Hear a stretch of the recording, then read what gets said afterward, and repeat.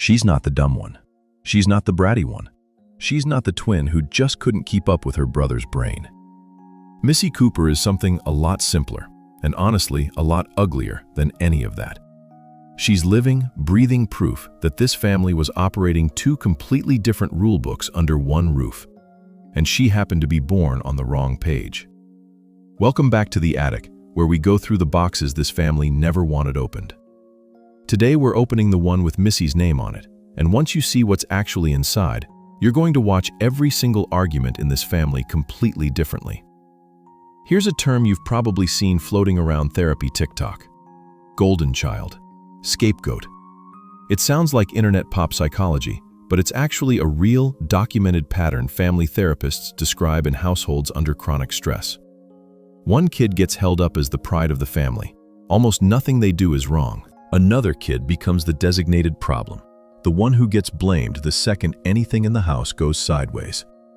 It's not about who's actually better behaved. It's about who the family has already decided to see that way, before the evidence even comes in. And here's the part that actually matters, the part most people miss when they hear this framework for the first time. These roles aren't handed out because of anything the kids did. They usually get assigned early, based on which child the parent identifies with, or which one is easiest to project hopes onto. And once assigned, the family starts unconsciously interpreting every single thing that kid does through that lens.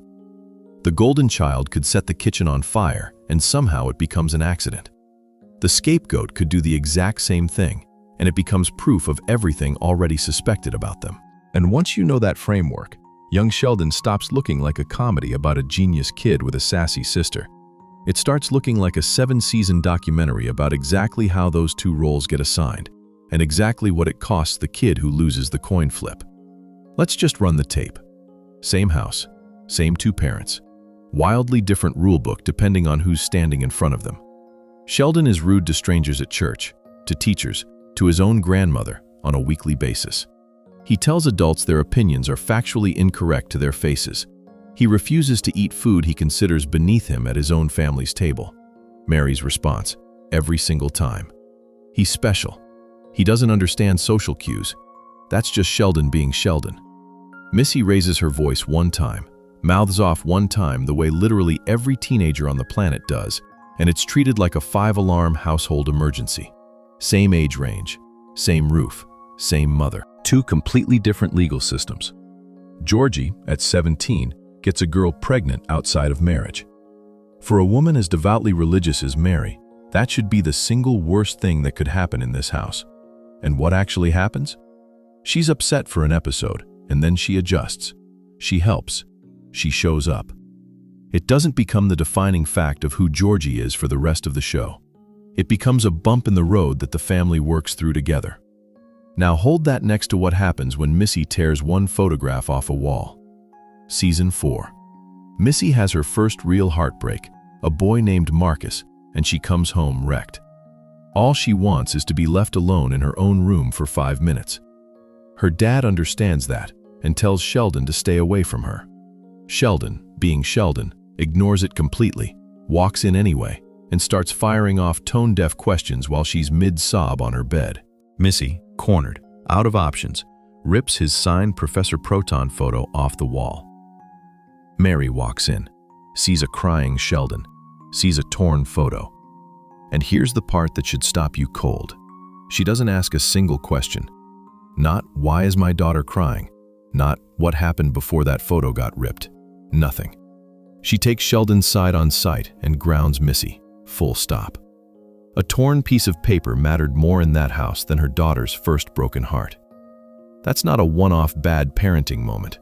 That's the entire rulebook, laid out in one scene. And it's worth sitting with for a second, because Missy learns something in that exact moment that she never unlearns for the rest of the show. She learns that showing her real feelings out loud doesn't get her comfort. It gets her punished. So after that, she stops handing her real feelings to anyone in that house. Why would she keep offering something that only ever gets used against her? And here's the detail that actually made me sit back for a second. That same night, in the exact same episode, Sheldon does something you'd never expect from him.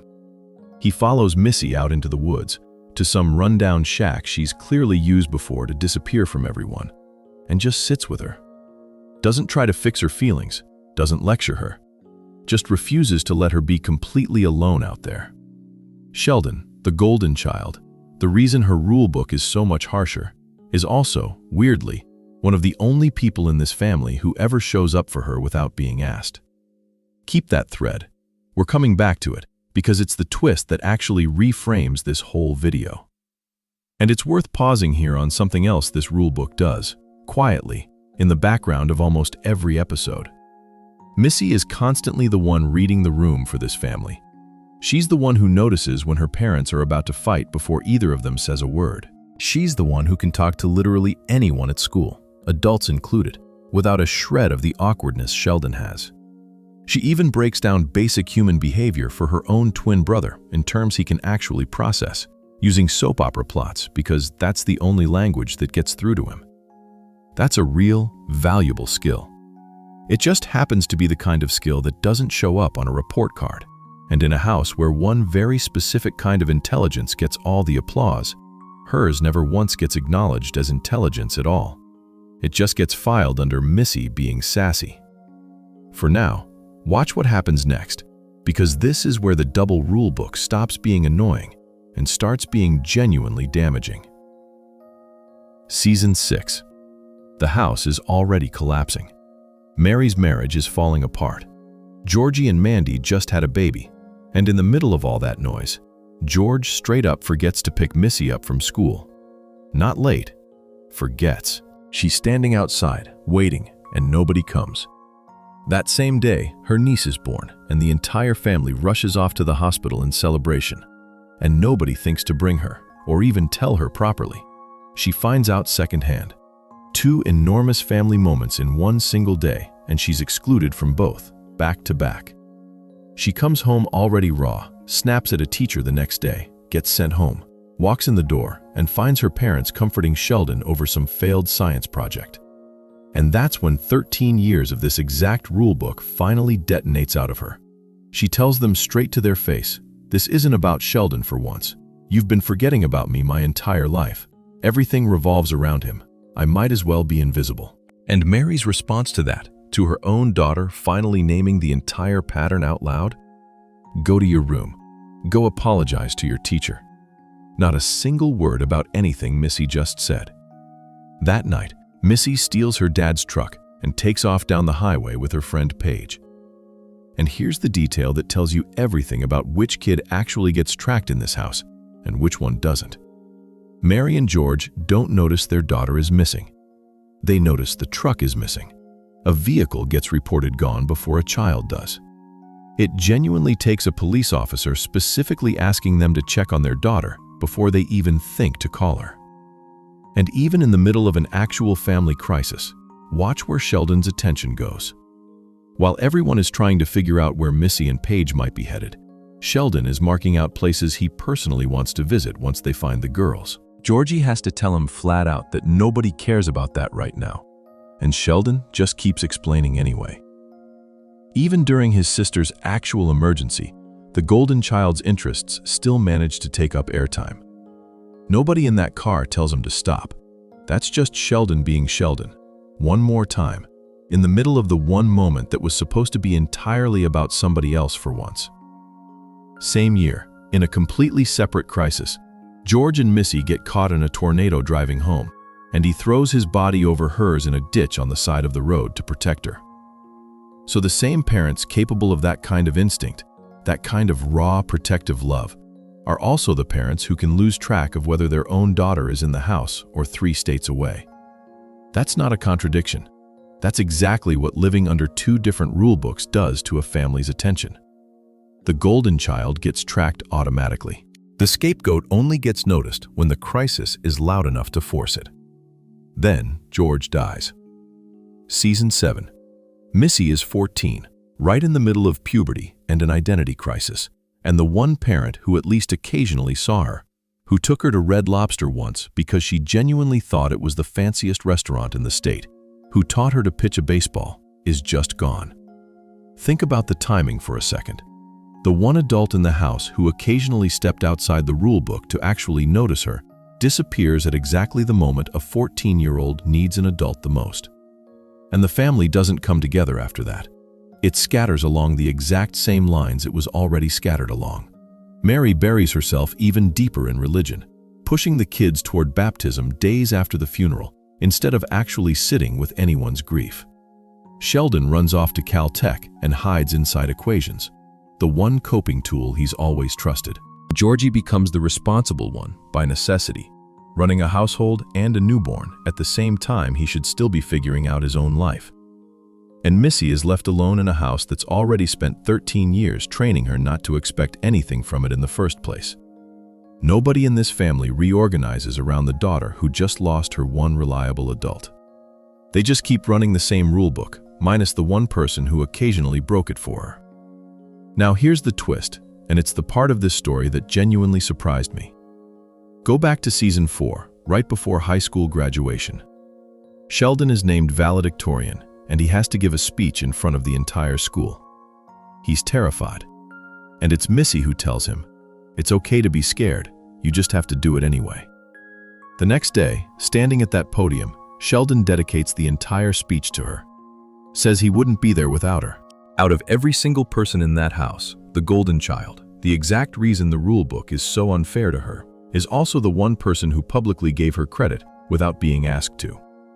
Not Mary. Not George, as much as he loved her. Sheldon. The one whose existence made her invisible is also the one who occasionally tried, in his own limited way, to write her back into the story. That's the real cruelty of this whole setup. It was never really Sheldon's fault, and on some level, even Missy probably knew that. The actual architect of the rulebook was Mary, the parent whose attention got assigned before either kid ever did anything to earn or lose it. And you can watch exactly what that rulebook cost Missy by looking at what happens after the cameras stop rolling on young Sheldon. In The Big Bang Theory, we learn Missy ends up working as a hostess at Fuddruckers. And here's what makes that genuinely painful instead of just a punchline. Back in season 5, with $100 from her grandmother, she built an actual working cotton candy business at school, priced it, branded it, turned a real profit until an ant infestation shut it down. That's real business instinct. Nobody in that house ever said, "Hey, maybe there's a future in this." Because in a house obsessed with one specific kind of smart, her kind never counted. Even the label follows her into adulthood. At one point, Mary describes her own daughter to strangers as dumb as soup. In the same breath, she's bragging about Sheldon. And Missy internalizes it exactly the way you'd expect a kid to internalize 13 straight years of being told that. She goes through a divorce, she remarries, and her most defining adult trait, according to her own twin brother, is being a dumb teenager he had to look after once their dad died.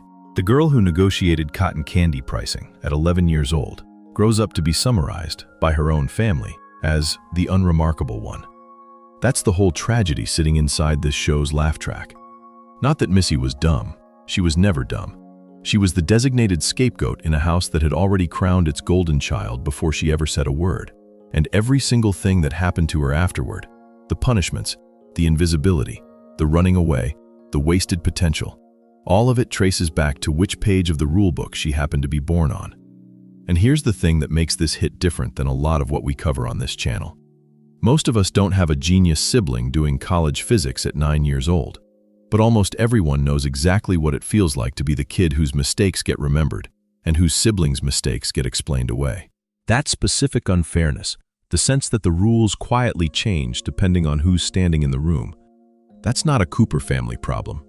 That's a real family problem, and it's exactly why this one hit so many people so hard when it first aired.